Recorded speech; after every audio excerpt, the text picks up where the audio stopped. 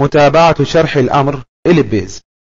بعد أن قمنا في الدرس السابق بإدخال الاختصار C، وهو اختصار إلى كلمة سنتر أي تحديد المركز، وقمنا بتحديد إحداثياتها بالقيمة 60.120، سوف نقوم الآن بتحديد نقطة على أحد القطرين، ولتكن النقطة 100.135.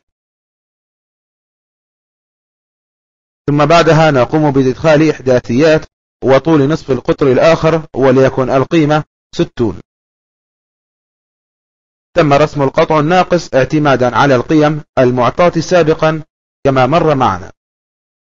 مثال آخر على رسم القطع الناقص: يعتمد هذا المثال على رسم القطع الناقص اعتمادا على تحديد مركز القطع الناقص ونقطة على إحدى القطرين، أيضا زاوية دوران المستوي الذي يحتوي على القطع الناقص الخاصة به. أولا ننفذ الأمر إلبيز، ثم نقوم بإدخال الاختصار C.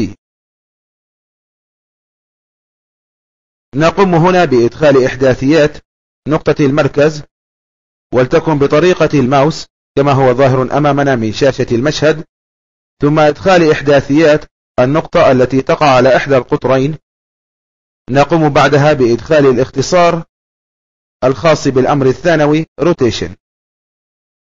نحدد زاوية الدوران، ولتكن الزاوية 75، فيتم رسم القطع الناقص كما هو ظاهر أمامنا من شاشة الرسم. متابعة شرح الأمر إلبيز. سوف نقوم في هذا المثال برسم قوس من قطع ناقص اعتمادا على تحديد إحدى القطرين وطول نصف القطر الآخر. نختار الأمر إلبيز، ثم نقوم برسمه، وذلك كما في الطريقة العادية باختيار الأمر الثانوي ARC.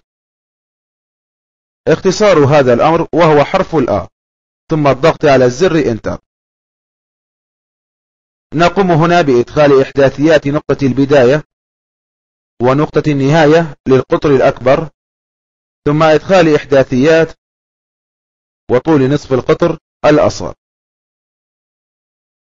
نقوم هنا باقتطاع زاوية إما بالطريقة العادية، وذلك بالإشارة بالماوس إلى نقطة البداية ونقطة النهاية، أو بإدخال إحداثيات وقيمة زاوية الخاصة بالاقتطاع. مثال آخر وهو رسم قوس من قطع ناقص اعتمادا على تحديد أحد القطرين وزاوية دوران المستوي الذي تحتوي الدائرة الخاصة بالقطع. نختار الأمر إلبيز، ثم نقوم بإدخال الاختصار A. نقوم هنا بإدخال الإحداثيات الأولى، وذلك للقطر الأكبر. ننفذ الأمر الثانوي روتيشن بالضغط على الحرف R. نقوم بعدها بإدخال زاوية الدوران، ولتكن 65. ندخل القيمة 15، أيضا القيمة 210، وهي بدء زاوية الاقتطاع والانتهاء بها، فيتم رسم القوس الخاص من القطع الناقص.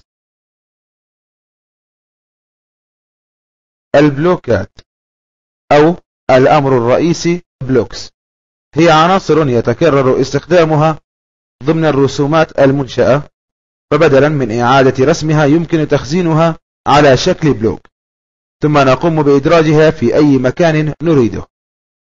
هذا الأمر هو الأمر الموجود في شريط الأوامر درو ميك بلوك.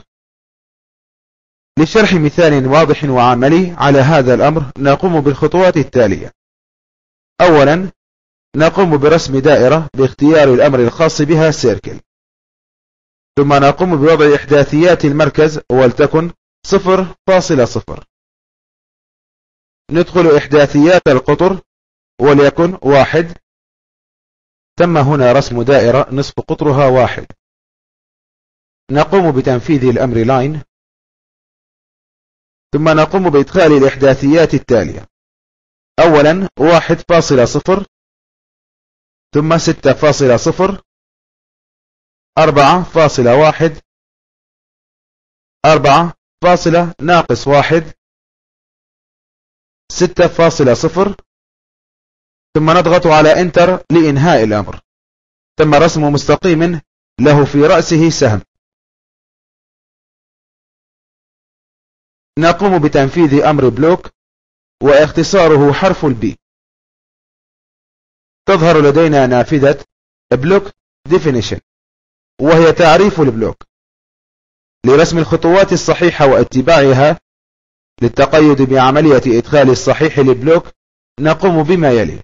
أولا، من نافذة نيم نقوم بإعطائها اسما للبلوك المراد اختيارها، وليكن الاسم متابعة شرح أمر رسم البلوك.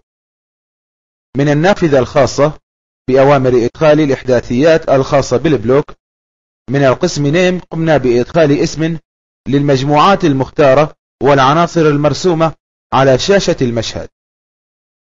من القسم بيز بوينت نقوم باختيار الزر بيك بوينت فتظهر لنا نافذة الرسم. نقوم بإدخال إحداثيات والتقاط النقطة المراد التقاط المجموعة بها، ولتكن هذه النقطة. يتم إدخال إحداثياتها في القسم X والقسم Y والقسم Z. من القسم Objects نضغط على الزر Select Object ثم نختار العناصر المراد تكوينها كبلوك. بعد اختيارها نضغط على زر Enter مرة أخرى. لدينا هنا 3 خيارات لتحويل البلوك. الخيار الأول وهو الخيار ريتن، يتم فيه تحويل العناصر إلى بلوك وحفظها في الذاكرة مع الاحتفاظ بالعناصر الأصلية كما هي الحال على شاشة الرسم. الخيار الثاني Convert to Block، يتم تحويل مجموعة الاختيار إلى بلوك وتحويلها إلى الذاكرة لاستعادتها مرة أخرى مع عدم الإبقاء على العناصر الأصلية. الخيار Delete، يتم تحويل العناصر إلى بلوك وحفظها في الذاكرة مع مسح العناصر الأصلية وحذفها من على شاشة المشهد. نقوم باختيار الخيار الأول ريتن ثم الضغط على زر OK. كما نلاحظ كل عنصر يبقى كما هو عليه ولكن مع حفظ مجموعة نسخ عنها في الذاكرة إلى حين الطلب. الجزء الثالث من شرح أوامر رسم البلوك.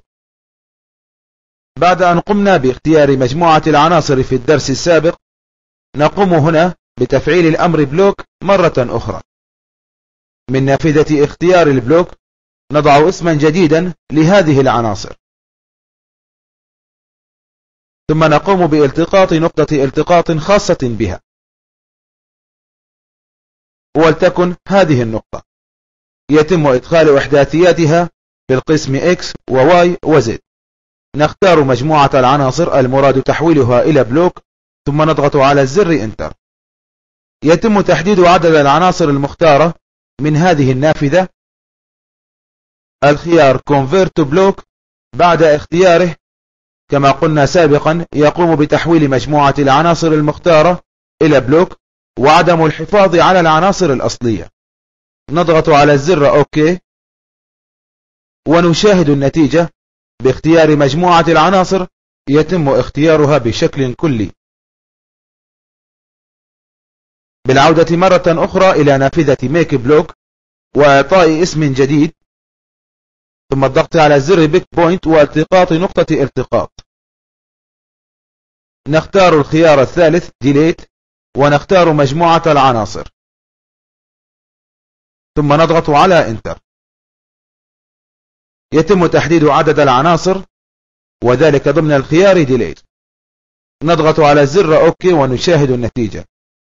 تم حذف العناصر الرئيسية من على شاشة الرسم والاحتفاظ بها ضمن الذاكرة لحين الطلب مرة أخرى.